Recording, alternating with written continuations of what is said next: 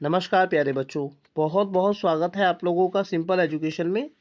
दोस्तों, आज की इस वीडियो में हम लोग बात करेंगे कक्षा 10 की 18 फरवरी की सामाजिक विज्ञान की वर्कशीट नंबर 90 के बारे में।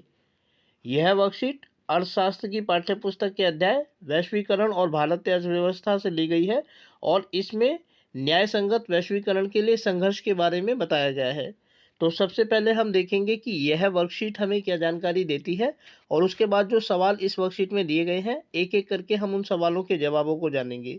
तो चलिए बिना वक्त जाए किए हुए हम लोग आरंभ करते हैं आज की इस वीडियो में कक्षा 10 की 18 फरवरी की सामाजिक विज्ञान की वर्कशीट नंबर 90 का अध्ययन न्याय संगत वैश्वीकरण के लिए संघर्ष के बारे में। पिछली वर्कशीट में आपने पढ़ा कि वैश्वीकरण सभी के लिए लाभप्रद नहीं रहा है। शिक्षित, कुशल और संपन्न लोगों ने वैश्वीकरण से मिले नए अवसरों का सर्वोत्तम उपयोग किया है। दूसरी ओर अनेक लोगों को लाभ में हिस्सा नहीं मिला है। क्योंकि वैश्वीकरण अब एक सच्चाई है, तो वैश्वीकरण को अधिक न्यायसंगत कैसे बनाया जा सकता है। न्यायसंगत वैश्वीकरण सभी के लिए अवसर प्रदान करेगा और यह सुनिश्चित भी करेगा कि वैश्वीकरण के लोगों में सबकी बेहतर हिस्सेदारी हो। सरकार की भूमिका। सरकार यह सुनिश्चित कर सकती है कि श्रमिक कानूनों का उचित कार्यान्वयन हो और श्रमिकों को अपने अधिकार मिले। यह छोटे उत्पादकों को कार्य निष्पादन में सुधार के लिए उस समय तक मदद कर सकती है जब तक वे प्रतिस्पर्धा के लिए सक्षम न हो जाए। यदि जरूरी हुआ तो सरकार व्यापार और निवेश अवरोधकों का उपयोग कर सकती है। यह न्यायसंगत नियमों के लिए विश्व व्यापार संगठन से समझौता भी कर सकती है। विश्व व्यापार संगठन में विकसित देशों के वर्चस्व के विरुद्ध समान हितों वाले विकासशील देशों को मिलकर लड़ना होगा। विगत कुछ वर्षों में बड़े अभियानों और जन संगठनों ने जनप्रतिनिधियों ने विश्व व्यापार संगठन के व्यापार और निवेश से संबंधित महत्वपूर्ण निर्णयों को प्रभावित किया है।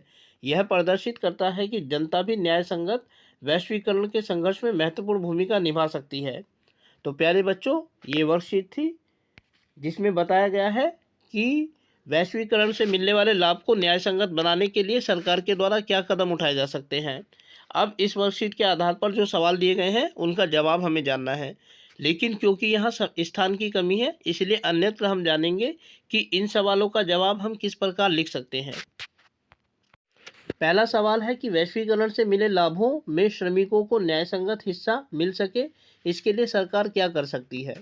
और इसके जवाब को हम इस प्रकार लिख सकते हैं कि हम जानते हैं कि वैश्वीकरण का समाज के अलग अलग वर्गों पर भिन्न भिन्न प्रभाव पड़ा है। वैश्वीकरण के कारण श्रमिक वर्ग पर नकारात्मक प्रभाव पड़ा है क्योंकि उन्हें लाभ में ना तो पर्याप्त हिस्सेदारी मिली है और ना ही रोजगार की गारंटी बनी है। ऐसे में सरकार यही कदम उठा सकती है कि मजदूरों के लिए जो कानून बने हैं उनका सही तरह से क्रियान्वयन किया जाए, उन्हें रोजगार की गारंटी दी जाए तथा रोजगार की सुरक्षा प्रदान की जाए। अर्थात हम देखते हैं कि जब से वैश्वीकरण बढ़ा है तब से लोगों में, खासतौर से मजदूर वर्ग में कार्य की जो सुरक्षा है, सिक्योरिटी है, वो कम हुई है। क्योंकि आजकल वैश्वीकरण के आ जाने की वजह से काम इतना है और लोग इतने हैं काम करने वाले कि काम देने वाले व्यक्ति को बिल्कुल नहीं सोचना पड़ता है कि उसे सस्ता श्रम कैसे उपलब्ध होगा।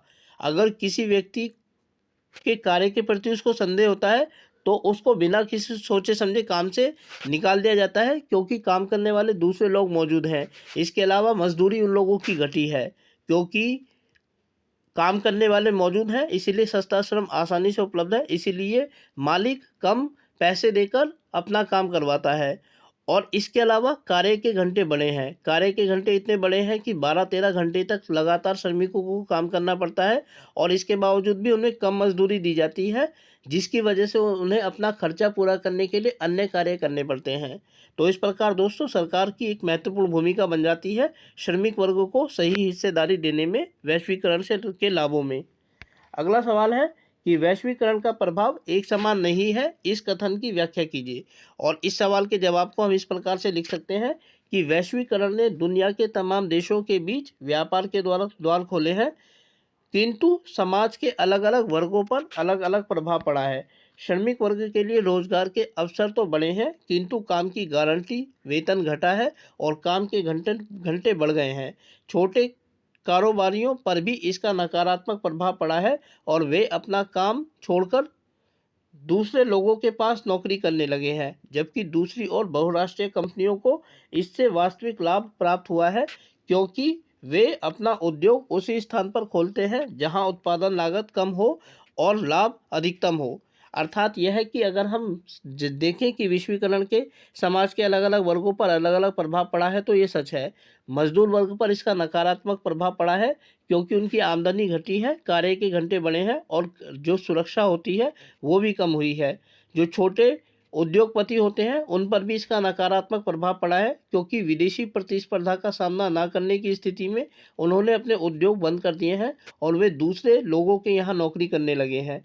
जबकि बहुराष्ट्रीय कंपनियों को इससे फायदा हुआ है, क्योंकि इसके कारण उन्होंने उन्हीं स्थानों पर अपने उद्योग खोले हैं जहां कार्य करने के लिए सस्ता श्रम आसानी से उपलब्ध है, उत्पादन की लागत कम आती है, अर्थात उनका कम कीमत पर सामान बन जाता है और ऊंची कीमत पर बेचकर वो अपने लाभ को बढ़ाते हैं। अगला सवाल है, वैश्वीकरण ने जीवन स्तर के सुधार में सहायता पहुंचाई है, सही विकल्प का चयन कीजिए। दोस्तों, ये एक बहुविकल्पीय सवाल है जिसके 4 ऑप्शन हैं और हमें बताना है कि कौन सा ऑप्शन इसका सही है। तो पहला है सभी के लिए, दूसरा है विकसित देशों के लोगों के लिए, तीसरा विकासशील देशों के श्रमिकों के लिए और चौथा उपर्युक्त में से कोई नहीं। तो इस सवाल का जो विकल्प नंबर 2 है, विकसित देशों के लोगों के लिए, ये इस सवाल का सही जवाब है। क्योंकि हम जानते हैं कि वैश्वीकरण के कारण आजकल बाजार में तमाम तरह का उत्पादन उपलब्ध है, रोजगार के अवसर बढ़े हैं, लेकिन इसका फायदा मुख्य रूप से समाज के सभी वर्गों को नहीं मिला है। इसका मुख्य फायदा उन विकसित देशों के लोगों को मिला है जो बहुराष्ट्रीय कंपनियों के मालिक देशों के नागरिक हैं। जबकि दूसरी ओर जिन देशों में ये उद्योग स्थापित किए गए हैं, वहाँ श्रमिकों को, लोगों को इससे कोई ज़्यादा फायदा नहीं हुआ है। इस प्रकार इस सवाल का जो विकल्प नंबर बी है, विकसित देशों के लोगों के लिए, ये इस सवाल का सही जवाब है। तो प्यारे बच्चों, आज की इस वीडियो में हम लोगों ने बात की कक्षा 10 की 18 फरवरी की सामाजिक विज्ञान की वर्कशीट नंबर 90 के बारे में। उम्मीद करता हूं कि आप लोगों को वीडियो अच्छी लगी होगी और साथ ही आप लोगों से अनुरोध करता हूं कि यदि वीडियो अच्छी लगी तो वीडियो को लाइक और चैनल को सब्सक्राइब जरूर करें। इसके अलावा आगे आने वाले अन्य दिनों में अन्य वीडियोस को देखने के लिए जुड़े रहें मेरे साथ मेरे इस यूट्यूब चैनल पर, जिसका नाम है सिंपल एजुकेशन। फिलहाल आप लोगों से विदा लेना चाहूँगा। वीडियो को देखने के लिए आपका बहुत बहुत धन्यवाद।